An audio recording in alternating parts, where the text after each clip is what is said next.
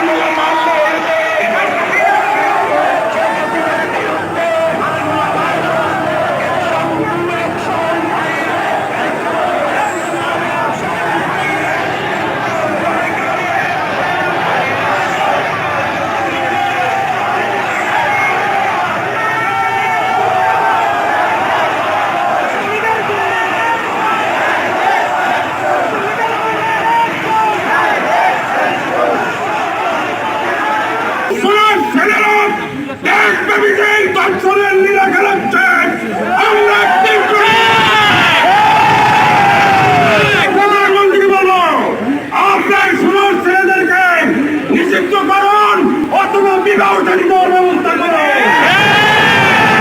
বিশ্বের দরবারে বাংলাদেশের কি ধর্ষণের দেশ হিসেবে পরিচিতি লাভ করেছে। অবস্থায় বাংলাদেশ জলবায়ু কাল বসে থাকতে পারি না। সবাইকে নিয়ে যে কোনো পরিস্থিতি আন্দোলনের সৃষ্টি করব ইনশাআল্লাহ। সরকারের বিদের পাঞ্জাবি চলবে।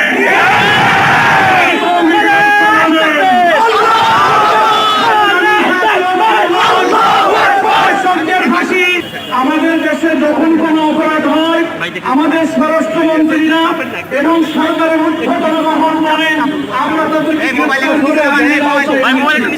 আমরা জানি এই তোতা পাখির গুলি আপনারা আগের থেকেই খোলাচ্ছেন।